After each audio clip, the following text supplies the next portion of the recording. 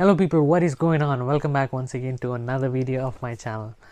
I know I look a little bit different because I took my beard off, but let me know if I did the right decision or not. Just type it in the comments. Anyways, here I'm making another video talking about aviation. If you guys have seen my channel, most of the videos haven't been about aviation. It's just my last video that I've been talking about aviation, and this is gonna be a continuation of that. And most likely this is gonna be it for aviation stuff, because I feel like there's not much to talk about. It was just a brief introduction for how flight training and the whole aviation looks like in Canada in my perspective. As of now, I don't have a job in aviation, so I don't think so there's any point talking more about aviation in my channel for now. So most likely this is gonna be it for now. This video is gonna be a continuation from the last video. So in today's video, what I'll be talking about is what kind of jobs can you expect once you are finished with your flight training here in Canada. What kind of lifestyle is it gonna be, and most importantly, how much do you get paid, right? So those are the things that I'll be talking about in this video. Hopefully you guys enjoy the video, and will be a good eye-opener for most of them who are planning to do the flight training in Canada. In my last video, I did not give a proper introduction about myself, because I have given an introduction in my previous videos, but then again, most of the videos were in a different language, so I'm guessing people who watched my last video have no clue who I am. So again, my name is Anish, and I came here to do my flight training in 2014. Before that, I did a 4 years of engineering degree like any other Indian, most of them in India. Didn't find a job, and that's when I decided to do flight training. 2014 month of April is when I landed here. Did my private commercial, finished both these licenses at the next year, 2015. That's when I completed it. Took me about a year. Like I said, it's all up to you how long you want to do it. So I kind of took it easy and finished. Took almost 1 year to complete both the licensing. And then I decided to go for the instructor path instead of the multi IFR path, because I figured instructor rating would probably give me a job sooner than going for the multi IFR. But then ran short of money, and then with all these financial stress and strain, I kind of my performance for the instructor rating was pretty bad, and finally I had to stop it. That's when I had to find another alternative means, just not to pay my bills, but at the same time fund my flight training. That's when this whole truck thing happened. People said, do trucking, might make some extra money. That's when I decided to go get the license. Got a trucking license. Was hard to get a job. Again, worked small time jobs for a couple of months until I found a trucking job, and then late 2015 is when I found my first trucking job, and then did that for almost 2 years. In the meantime, I finished my multi IFR, and by 2017 March, April is when I decided to come back and finish off my instructor rating. And 2017 was the year when aviation was booming back, so I was lucky enough to get a job right away as soon as I finished my instructor rating. Did that for 6 to 8 months. I think 8 months. Yeah, I did that for 8 months, and I was right away looking for another job.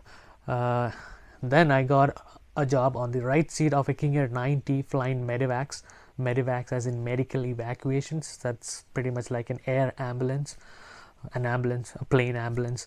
So I did that for about 4 to 5 months, and then applied for another job where I was hired as a captain on a King Air 200. Honestly, I just applied for the job because the pay was good. I never knew the captain job was not easy. So the learning curve was pretty steep. Was interesting. I had fun. Being a captain of the plane has a lot of responsibilities, which I came to know then. But it was interesting. I did that for 1 year, and in 2019 August, with about 2,000 hours in my logbook, I applied for an airline job, and I got in, and I was flying a Boeing 737 NG for about 6 months. That's when 2020 March, COVID, got laid off. So I took back my trucking license, started trucking. Since then, about a year, more than a year, still I'm driving trucks. I'm just waiting for my number to be called back, and then hopefully I can get back to flying as soon as possible. But now things are looking better. Vaccines are all out. The restrictions have been loosening. Hopefully hair salons open up, and then I can go have a haircut. And I'm expecting sometime probably at the end of this year, probably early next year, I might get recalled and then go back into flying. So that is pretty much about it. That is pretty much about me. Now, coming to the main topic of what job can you expect once you finish your flight training. At the end of this video, I had a little bit of interactive session with one of my good friend. He is a pilot right now. He is flying for a company. So guys, please stick on till the end of the video to watch his opinion, his advice. Hopefully you guys will get some good information from him too as well. Okay, so what job can you expect once you're done with the flight training? Again, it all depends on what have you done so far, right? Now let's say if you have done just a private and commercial, so which means you can only fly a single engine plane. It's okay. Now what kind of jobs can you expect with just commercial? Canada is a big country. There's this northern part of Canada where there are so many small towns that cannot be accessed by roads. Okay, the only way you can access is by planes. So there are so many small air operations going on who fly just single engine planes, flying food and people back and forth in small single engine planes. So you could apply for one of them, right? Again, that being said, just because you go apply, they're not going to put you in the plane right away and then you can just build those hours. To do that, you got to work on the ground, like do their office stuff, do their ground job. Pretty much you got to do everything and anything for them. So finally, you know, once they feel like you're a good guy, might take 6 months, might take a year, I don't know, it all depends. It all depends on how soon do they need people, right? So once they feel you're a good person, you know, they put you on the plane and then you can fly the plane and then build those time, right? So you can do that. There are also so many lakes here in Canada, so there are a lot of float planes flying around, so you could also apply for one of those float operator jobs. And then finally, same thing, you stay with them on the ground, they feel you're a good person and then they put you in the plane. And to fly a float plane, you need a float rating which they will provide you if they find you're a good person, right? So the time that you spend on the ground is when you need to prove that you are a good hard-working person, which kind of enables you to be on the good books, and then finally they give you the flying position, right? So these are some of the jobs that you can apply with just commercial. Now there are also companies with single engine high performance planes like a PC-12 that obviously goes high up above in the flight levels. So to fly those planes, commercial is good enough, but you need to get your IFR rating. IFR as an instrument rating. So a commercial with a single engine instrument rating is good enough to get a right seat job on one of those planes. So that's another option for you guys. Now for someone with multi IFR, they can apply for jobs where the planes have two engines, right? So there are again many air operators out here who have twin engine planes like a Metro or a King Air. So if you have multi IFR requirements, you're good to probably fly on the right seat of those planes. Again, the process works the same. You got to go work for them on the ramp or the ground, like loading bags and whatnot, fueling up the planes, all kind of jobs. Now again, once they feel you're good, or probably if your number comes up, they put you on the right seat of those planes. Also there are some more bigger planes like a Dash or a ATR that they fly. Now for those planes you need about 250 hours. So if you're close to about 200-230 hours, you know, build some extra time so you have those 250 hours, then which enables you to get a job on those planes. So yeah, these are the kind of jobs that you can expect once you have your commercial or your multi IFR. So with multi IFR, you're not restricted. You're not restricted at all. You can fly those single engine planes as well. Okay, now talking about the lifestyle. The lifestyle of these pilots who are working on the ramp is hard because you got to do a lot of labor job. Again, depends on where you're stationed to, right? Now if you're stationed somewhere close to the cities, then it's fine, but there are jobs way up north. Up north means winter times are going to be brutal, temperatures are going to be below 30, minus 30 degrees, and it's not an easy job. So being a pilot to flying up north, again, it's the same thing. It's not easy. Doing medevacs for me, my schedule was at my first place, it was like 7 days on, 7 days off. Another company that I worked was 13 days on, 13 days off. And the one thing that I did not like about was the duty times were not fixed, because one day you could be flying during the daytime and next day you could be flying during the nighttime. It all depends when you get called. So that is something that I wasn't a big fan of, but that's how it is. Talking about the lifestyle of an instructor, well, instructor gets paid when he flies. So most of the instructor, they want to build more hours as soon as possible, so they keep on flying, including me. All the instructors, usually they work about 12 hours, 13 hours a day. And if you work about 13 to 14 hours a day, you might end up making about 7 to 8 flying hours. And flying hours is all what you get paid for, because you go up for a flight, you come down, then you need to talk to the student, you need to debrief, and then the next student, before you go up with him, you need to again talk about him, do a proper pre-flight questionnaire and whatnot. So there are so much time that you spend on all this extra stuff that you're not getting paid for. There are some flight schools that pay flight instructors a fixed pay, so it all depends what school you're working at, right? But obviously, to get into that aviation, the first little bit is a little too hard. Lifestyle is going to be hard, but again, it's doable. Again, not many people want to be an airline pilot. There are different jobs out here in Canada, so some people are just happy doing medevacs their whole life, because once you progress in your life, it's not just about aviation, it's about lifestyle too, right? So it all depends on different people. So too early to decide what you want to do. Just do your training, go with the flow, get some job, and then take it from there. Next important thing, how much you get paid. Okay, one thing that I want to say clear is, if you're coming to do aviation in Canada with the hopes of making big money, I'm so sorry, but that's not going to be possible. Okay, let me tell you how much do people make. Okay, being an instructor, I used to make, first year my pay was about $25,000 to $30,000 a year. That's peanut pay, but that's what you get. And pretty much $30,000 is what you're looking at as a right seat on a King Air, or an entry level job on a King Air or a Metro or even a Dash. What are you looking at, about $35,000. If you're doing medevacs, you have to stay up north for about 7 days, so then you get the extra per diem. So you're looking at about $35,000, $40,000, 45 tops, I would say. So that's what you get paid as a first officer. Being a captain, I started off at $65,000 and then I finished off at $75,000. If I had stuck with my company for probably a little more longer, probably down the lane I would have got $100,000. That is not too bad if you're living in a small town or a not too expensive city. So $100,000 is not too bad. Talking about the airline pay, again, when I finished off my King Air captain job, I was getting $75,000, and then when I went to the airline job, I had to take a pay cut, because that's how most of the aviation works. Each time you switch companies, you go to the bottom of the list. The pilots are hired based on the seniority numbers.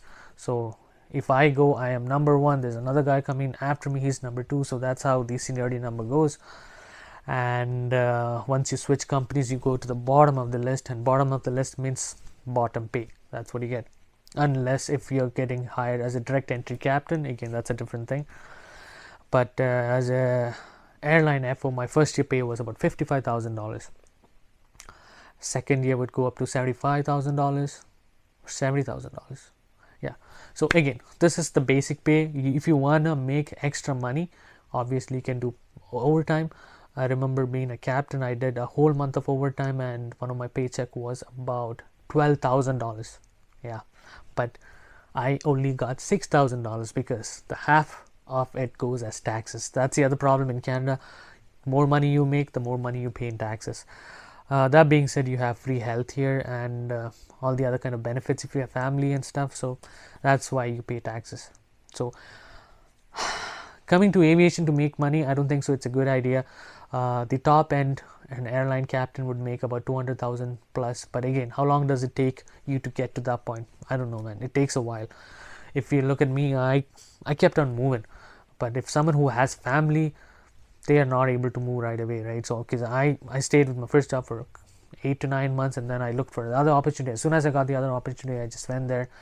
It's not a good idea to keep on switching, but I just grabbed all the opportunities that came my way. So it took me about 2.5 years to get to my airline job from my first job, which is pretty good, which usually doesn't happen. Again, I was lucky to be in that position where the aviation was booming, which was from about 2017 till late 2019. So that's why I got all this opportunity. If this wasn't happening, if a couple of years back, it would take me a good 4 or 5 years to hit the airlines. Yeah, which I might think the future might also be looking like that. I don't know, with all this COVID thing going on, but hopefully, fingers crossed, that wouldn't happen and the aviation will boom, is what we can hope for. Okay, so now I'm gonna play the interactive session that I had with my friend. Just stick on and enjoy. Hey people, what's going on? Here I have my friend Sinu, who's gonna be talking about more about this aviation stuff. How about you tell me, when did you do your training and all that kind of stuff from scratch, and till what you're doing right now?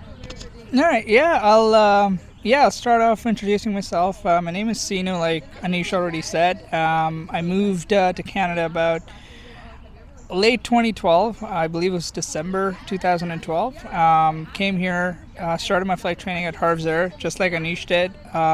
Did all my flight training there. Spent about 2 years doing my training. And then once I was done with that, did all my flight training at Harv's Air. Got my instructor rating.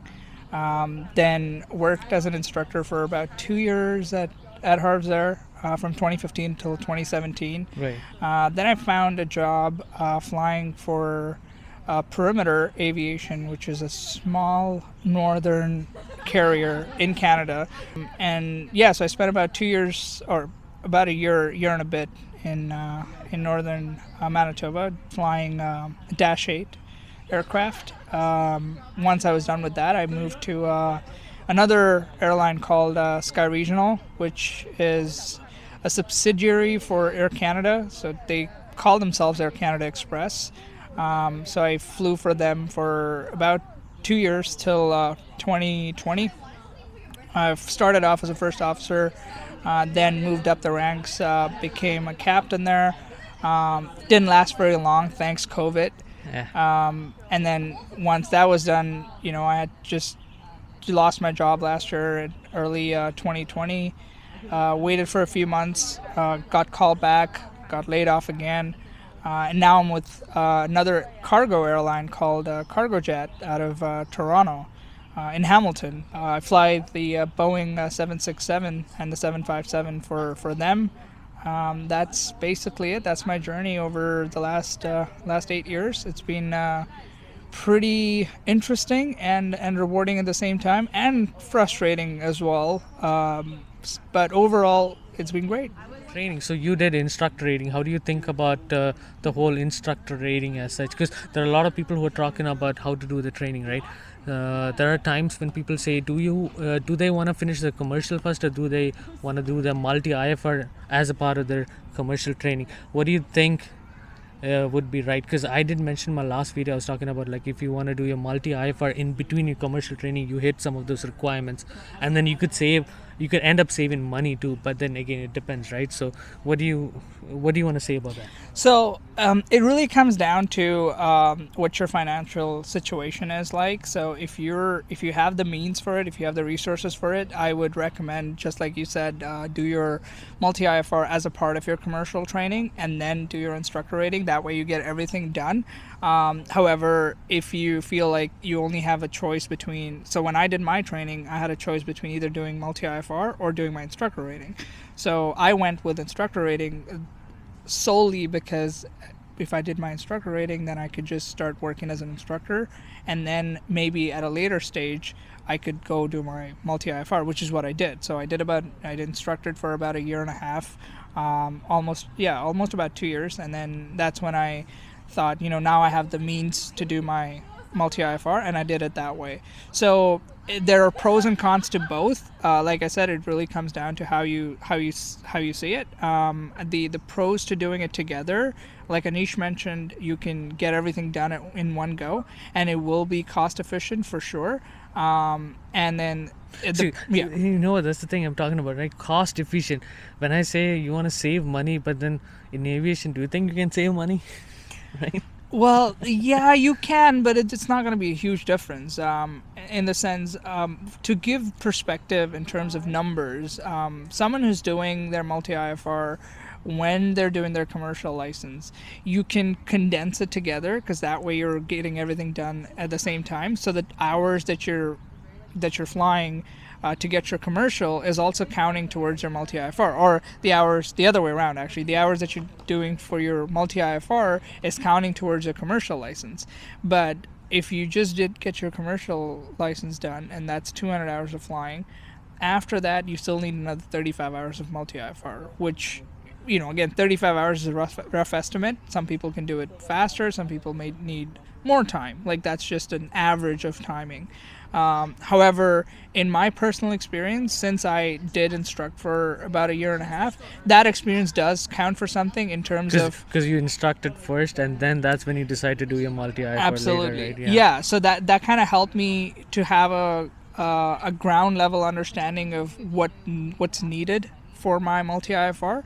And that way I could plan to do my multi-IFR in the most efficient way. But either way, you're still looking at, I still probably paid more than I would have if I were to do it all together. So if I were to do it all together, I might have saved maybe a couple of $1,000s. Okay. And again, it all really comes down to your experience and how your proficiency, right? Would you recommend someone to do their instructor rating, or do you recommend someone to do their multi-IFR and then just forget about the instructor rating? From an experience point of view, I do think that instructor rating is great. It does, the way I like to put it is, I learned a lot by teaching. And that's, but then the other fact that you need to consider is, like, instructor rating is another 12-15 grand that you need to add onto your budget, right? Absolutely. So yes, it is an added expense. You could go the way of working on the ramp for another 2 years. The other part of that is as well is where you've got all your licenses, you've got all your ratings and everything, and you're ready to go, but now you're working on the ground for 2 years. You haven't flown an airplane for 2 years, any type of airplane, and now you're all of a sudden you're put in a spot where you're now training to be a first officer on an aircraft, but you haven't touched an airplane for the last 2 years. That is one downside. The upside is, like Anish said, you save $10,000 to $15,000. So you do have the opportunity to go that route where you could just work on the ramp as a ground staff for a year or 2 years, however long it takes in your respective companies, and then you can eventually go sit on the right seat of an airplane. Let's say if I just took my commercial, okay, I did not take my multi-IFR, but then still I have other options like float jobs, right? Or flying up north where I'm flying just a single engine. So I still do have that kind of opportunity, right? So if I decided I don't want to do instructor rating, I don't want to get my multi-IFR right now, but then I want to get some experience. But there are so many jobs up north, right, that gives you options to gain experience by flying single engine planes, and then you can come back and then obviously do your... Absolutely. There's always that as well. And there's no doubt that you have multiple other options. Point being, these two, instructing and the ramp position, are like the more popular options, I would say. The reason being is just that they're more widely available, because every other small airline will have ramp positions available that will progress you to a flight line job. Instructing as well is like always high on demand. The other single engine operators, yes, they are there, and they're always going to be around. Just that are they that widely available? That's the question that you got to ask yourself. Like, if you're at the right place at the right time, absolutely, it could be for you, and you might be the next person who's flying the single engine aircraft. Right, so that's what I'm trying to tell people. Like, they don't want to sit back, like wherever they are, they don't want to sit back and then take a decision right then and there. So, oh, you know what, I'm gonna do my multi-IFR, then do my commercial visa. I want to save money, because you need to come here and then realize, get all the information before you make a decision, right? So, and then decide, do I want to be an instructor or not, or do I want to do this, or who knows, right? They would have some contacts, and then which would enable them to get another job, right? So, because if they get another job, why spend another 15 grand to get the instructor rating, right? Absolutely. And I mean, I guess you hit the nail on the head, because that's very important. Like, I had very many plans, so did a lot of our friends did. Exactly. And then we come here and everything changes, and it's okay and it's fine. There's nothing wrong with plans changing, because that's how you evolve, right? Because you want to learn more and more, and you can't necessarily learn everything sitting at home. Okay, good.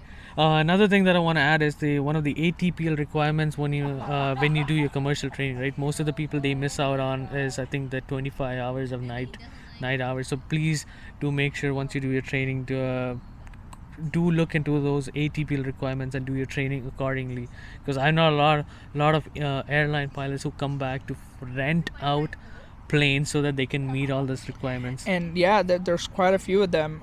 I've flown with some people who are potentially more experienced than I am, but they still couldn't get their ATPL simply because they didn't have their 25 hours of nighttime. I think that's a very big one. Yeah.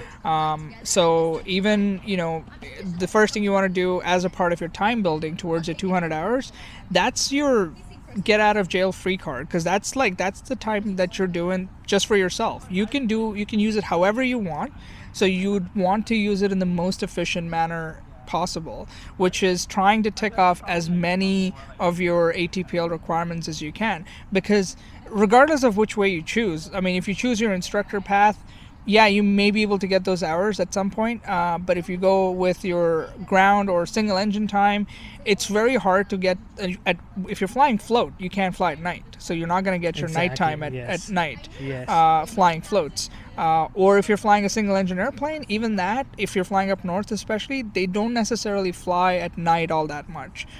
So these are, some of these nuances which I feel a lot of the times people miss. It's because you're just at the beginning of your training, so you're not really thinking about it all that much. But it's definitely something that you need to think about, especially if you're thinking about progressing towards an airline career. I think being an instructor, you are kind of flying in a safe environment the whole time. Yes. But then the second job that you're talking about, like flying in a Dash 8 for yourself, flying up north, and even for me flying the King Air up north, it was same thing, right? It's not like you're always flying in a safe environment the whole time, right? Yes. So yeah. And it's not as and when you choose. Instructing is your schedule, like however you want to fly, whenever you want to fly. Whereas when you're in a two crew environment, when it's scheduled operations, then you're flying when the company tells you to fly. So, and if the weather's good, bad, that's up to you. You have to decide, if it's safe to fly in there. So you can get into environments that are more challenging than instructing for sure, because you're not making those decisions. That being said, this flying up north that you're doing, you're not flying into 10,000 foot paved runways, right? Yes, we've been landing on roads that are probably worse than some of the roads in India. So that's just a reality of it. However, that brings a whole new set of challenges, and it also improves your skills to a whole new level, and that's also very important. I think overall, I think flying shouldn't just be about getting your hours, moving on to the next airplane. It's also about experiences and different experiences that you have, because it helps you no matter where you go. Okay, good. So that was good. So how do you compare your experience flying up north to your next job, which was being an airline pilot? I think for me it was easy, man, to be honest. Yeah. Because flying up north, the temperature, because flying up north in Manitoba, that's what both of us did, was brutal cold, right? Absolutely. Freezing. Yeah. So minus 30. Yeah. Did you have to what do you call the thing, De-ice. Did you have to do De-ice. it? Did you have to de-ice? No, I got lucky that way. Yeah, so yes. he was flying in a dash, so he didn't have to do that. But I was flying in King Air, which is a comparatively small plane, but I had to de-ice, which is not good in -30. So I would not. I'm not happy about that. But compared to that, airline life.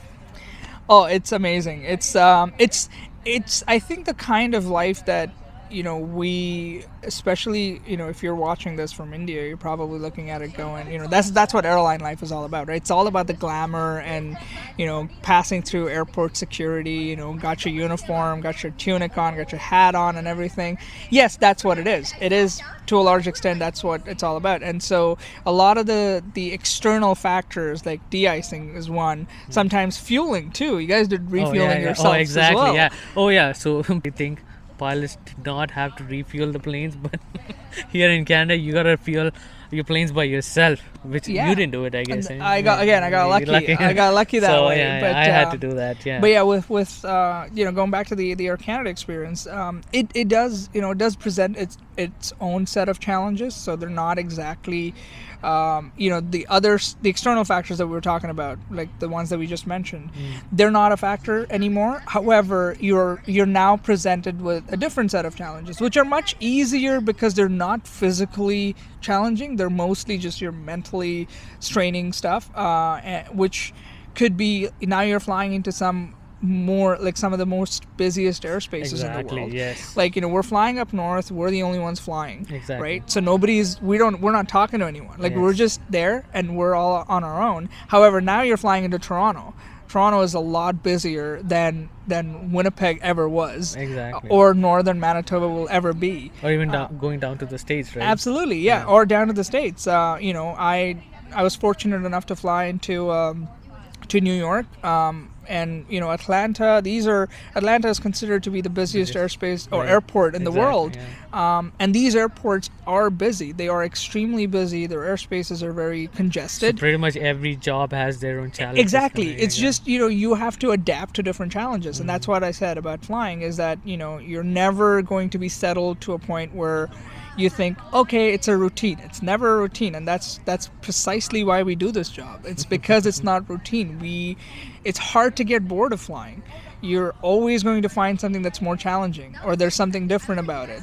It could be wind, it could be weather, it could be airports, it could be security, like whatever. It might be with the passengers. Absolutely. Sitting behind, right? Passengers. As much as we love our passengers, there's always that love-hate relationship between the pilots and the crew and the passengers, and that's the other thing too. You have to deal with that. So grass is always greener on the other side, is what they say, right? And which is true, because we're sitting. He's sitting in his King Air. I'm sitting on my Dash 8, and I'm thinking, wow, I wish I could be an airline pilot. Yeah. Then you become an airline pilot, and then you think, this is good. This is better than it was, but there could be something else that's even better, right? So it'll never stop. So you always have to think back and take a step back and realize that whatever you're experiencing right now, all your experiences are going to count towards something, and they always come in helpful. Like all the experiences that him and I had flying up north, they help us when we fly his 737. I flew an Embraer, by the way. I don't think I mentioned that. I flew an Embraer 175 for the regional that I was talking about in that airplane. So all these experiences come together, and then it improves your experience as a pilot and improves your skills as well, for sure. So that brings me to my final question. Like, if someone is out there who's looking to make money being an airline pilot, more than the respect, they're like, you know what, I want to be a pilot to make money. Do you think this is a good profession to come to Canada to make money? I honestly think no. My honest, actually, it's a long run, but I honestly think if you're looking at the money, my honest opinion, I agree with you. I totally agree with you, because I think aviation is one of those fields where if you're passionate about flying, and again, I know a lot of people say that passion, but if you can't pay your bills, it's not worth the passion. And if you're gonna uproot your family, if you're gonna change your entire life to come and do your aviation, it better be worth it. So if you're really into aviation, yes, there are opportunities in the long run. You will be making decent amount of money.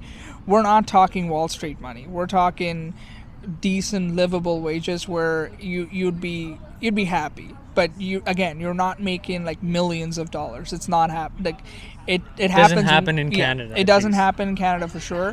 And even if it does, it's probably 1 in a million pilots that end up getting that kind of a pay.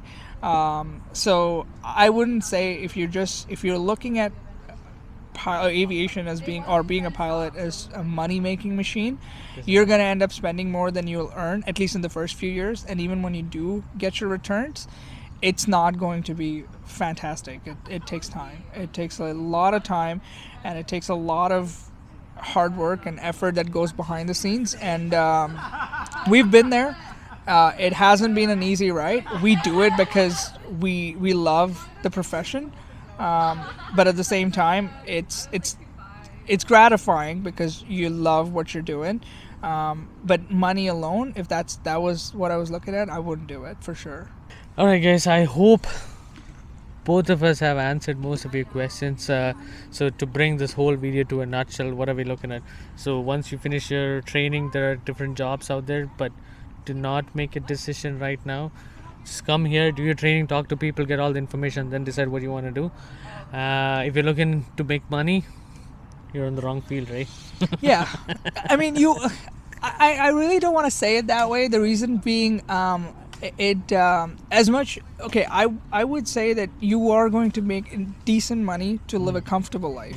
You're not going to make enough money to buy a Lamborghini or a Porsche. Exactly. So that's, if you're trying to live an extravagant life, like where you're planning on buying the newest sports car and like a biggest villa in your city, that's not going to happen. Exactly.